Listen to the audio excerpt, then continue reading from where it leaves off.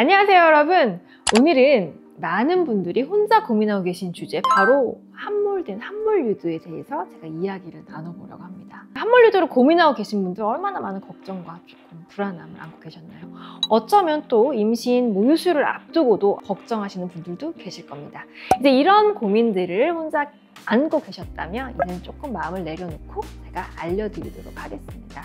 저는 닥터 바디 조각과 성형외과 전문의 조인우 원장입니다.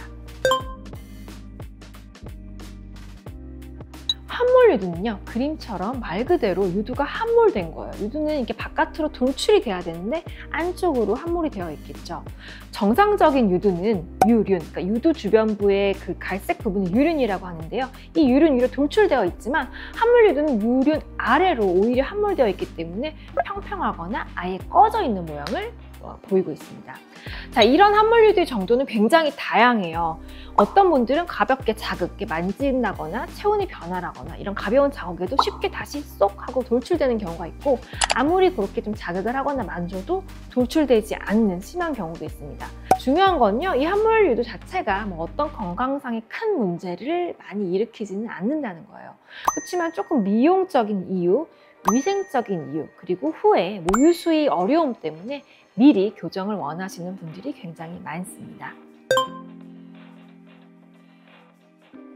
함몰유두의 원인은요, 크게 좀 선천적인 것과 두 번째 후천적인 것으로 나눌 수가 있습니다.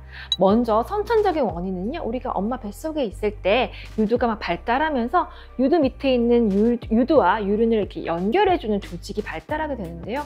이 힘이 좀 불균형해요, 불완전해요. 그래서 유두를 좀 바깥으로 당겨줘야 되는데 그 힘이 좀 약하기 때문에 오히려 반대쪽으로 함몰되는 거죠. 후천적인 원인으로는요, 좀 유방 질환이 있었다거나 염증이 있었다거나 아니면 수술이나 심한 외상 등이 있었을 경우가 좀 일반적인 것 같아요. 혹은 급격하게 체중 감소가 있으면서 일시적으로 함몰유두가 좀 안으로 들어가면서 생기는 경우도 있습니다. 함몰유두 자체가 내 건강에, 가슴 건강에 직접적인 위험을 주지는 않아요. 그렇지만 좀 몇 가지의 트러블을 일으킬 수는 있습니다. 첫 번째로는요, 추후에 모유수유가 조금 어려워요. 아이가 이렇게 좀 잘 빨아줘야 되는데 함몰유두가 심하면 아이가 이게 유두를 빨기가 어렵기 때문에 수유가 좀 어렵고요. 하지만 이제 그런 경우에는 보조 기구들을 이용해 가지고 수유는 하실 수는 있겠죠. 두 번째로는요, 조금 위생상의 어려움이 있을 수 있어요. 유두에 보면 이렇게 미세한 구멍들이 많이 있거든요. 그런 함몰된 유두 때문에 분비물이 그 사이에 좀 찌꺼기처럼 끼는 경우가 있기 때문에 냄새가 난다거나 조금 좋지 못한 땀이 난다거나 이런 부분 때문에 위생적으로 좋지 않은 경우가 많습니다. 그리고 마지막으로는요, 유방암 검진 같은 거 할 때도 조금 어려우실 수가 있어요. 그래서 이런 부분들도 같이 검사 전에 알려주시면 충분히 좀 고려하셔서 검사를 진행하게 됩니다. 함몰유두의 진단은요, 대체로 굉장히 간단해요. 제가 대부분 육안으로 확인이 가능하고요, 간단한 신체 검사로도 진단이 됩니다. 진단 과정에서는요, 저희가 함몰의 정도를 평가하게 됩니다. 아까도 말씀드렸다시피 가벼운 자극에도 이렇게 쏙 나오는 정도에 따라서 단계를 좀 구분하기도 하고요. 그래서 경도, 마일드한 정도, 중간, 그리고 좀 심한 경우 이렇게 나눌 수가 있어요. 또한 이러한 함몰의 원인이 저희는 딱 보면 좀 선천적인 건지 아니면 다른 질환 때문에 생긴 후천적인 것들인지 이렇게 알 수도 있고요. 필요하다면 염증이 같이 동반된 경우라면 유방 초음파나 유방 촬영술 등을 같이 진행하기도 합니다. 마지막으로는요, 양쪽의 유두 상태를 같이 비교하기도 하고요, 동반된 질환이 없는지도 같이 확인하게 됩니다. 네, 함몰유두의 치료 방법은 크게 두 가지로 비수술적인 방법과 조금 수술적인 방법, 또 수술적인 방법은 절개가 있느냐 없느냐 이렇게 나눌 수 있을 것 같은데요.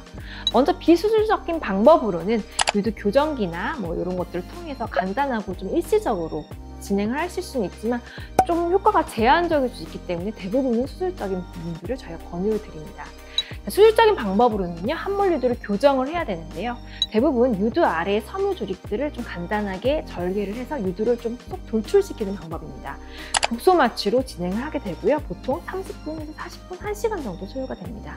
이때 절개를 하지 않고 진행할 수도 있고 좀 절개선을 넣을 수도 있고 수술 기법에 따라서 좀 달라질 수가 있어요.